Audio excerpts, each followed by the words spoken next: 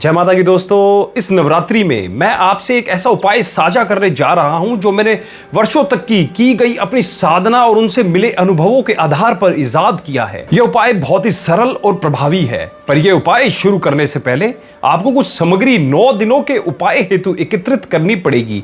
यह सामग्री मैं एक विशेष कारण से इकट्ठी करवा रहा हूं। मेरा इरादा आपके जीवन में सात्विकता, सफलता और अथाह उन्नति लाने का है। मैं चाहता हूं कि मेरे इस उपाय से आप के सभी बिगड़े काम बन जाए। माता रानी के प्रति समर्पण का भाव रख के ये उपाय कीजिएगा, आपके सभी कार्य अति शीघ्र सिद्ध हो जाएंगे। अब इन सामग्रियों को नोट कर लीजिए बड़े ध्यान से। नवरात्रि का प्रथम दिन आपको खाने का तेल चढ़ाना है और साथ में 17 रुपए भी चढ़ाने हैं। ध्यान रखिएगा, मात्रा सिर्फ 17 रुपए की ही होनी चाहिए। नवरात्रि का द्वितीय दिन, इस दिन आपको गेहूं के आटे का प्रयोग करना है और 18 रुपए रखने हैं। नवरात्रि के तीसरे दिन आपको चावल का प्रयोग करना है और 19 रुपए रखने हैं। नवरात्रि का चौथा दिन, इस दिन आपको नारियल, खासतौर पे गिरी वाला नारियल का प्रयोग करना है और साथ में 20 रुपए चढ़ाने हैं। नवरात्रि का 5वां दिन, इस दिन आपको थोड़ी सी इलायची चढ़ानी है और साथ में 21 रुपए चढ़ाने हैं। नवरात्रि का 6वां दिन, इस दिन थोड़े से बादाम या थोड़े से काजू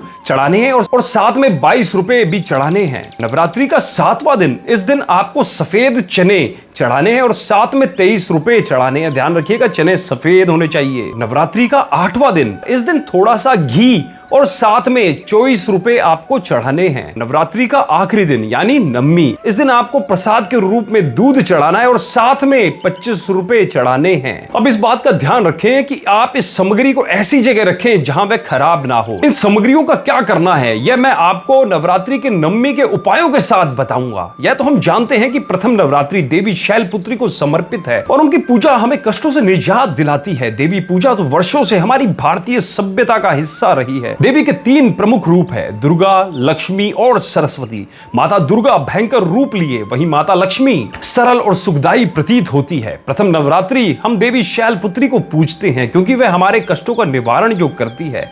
पर अगर कहीं ऐसा हो जाए कि कष्टों के निवारण के साथ साथ स्मरण शक्ति भी प्रबल हो जाए तो कैसा?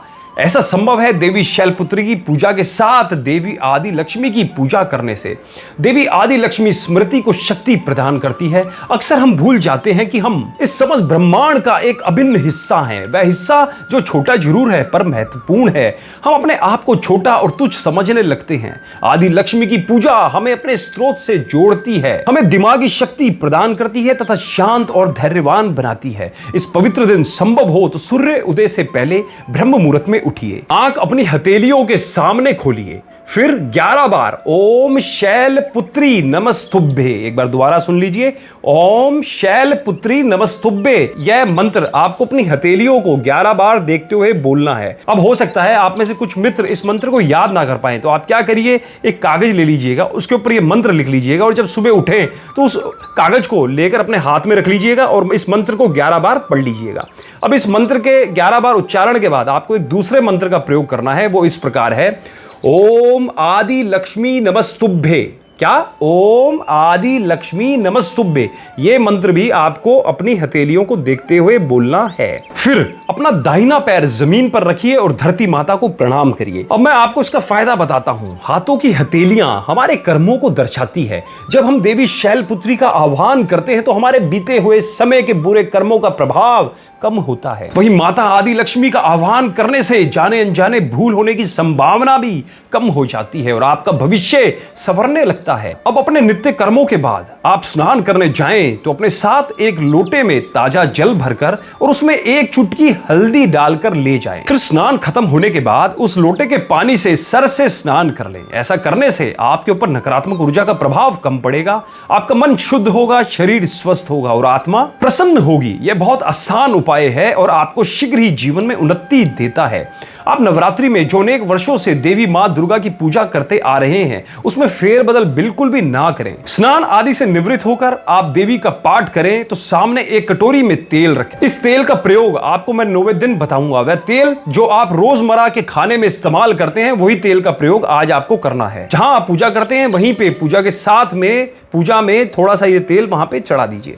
साथ में जो रुपए रखने की थाली मैंने आपको बताई उस थाली के अंदर आपको गिनकर 17 रुपए रखने रखने हैं। ध्यान रखें, सिर्फ 17 रुपए ही रखने हैं। अगर आप नवरात्रि में देवी पाठ नहीं करते हैं तो भी स्नान के बाद अपने पूजन स्थल पर जाइए और तेल भरी कटोरी और पैसों की थाली में 17 रुपए रखिए। दोनों ही परिस्थितियों में तेल और थाली में 17 रुपए रखने के बाद मेरे साथ 11 बार यह मंत्र बोलिए। अगर आप इस मंत्र को याद ना कर पाए तो इस मंत्र को एक कागज पर लिख के, देख के भी आप इसका प्रयोग कर सकते हैं। मंत्र इस प्रकार है, ओम श्री क्रीम क्लीम श्री लक्ष्मी मम ग्रह धनम पुर्रे चिंताए दूरे दूरे स्वाहा। इस मंत्र से मां लक्ष्मी आप पर अपनी कृपा सदैव बनाए रखेगी। यही उपाय मैंने अपने बहुत से क्लाइंटों को बताया। खास तौर पे मैंने एक अपने फरीदाबाद में रहने वाले रमेश को यह उपाय बताया था। रमेश अपने घर के नीचे अपनी दुकान चलाता था, पर मेरे पास आने से पहले किसी कारण से उसकी दुकान बंद हो गई और घर बिकने की नौबत तक आ गई थी। जब वह मेरे पास आया तो वह बहुत परेशान था, पर मेरे बताए हुए इस उपाय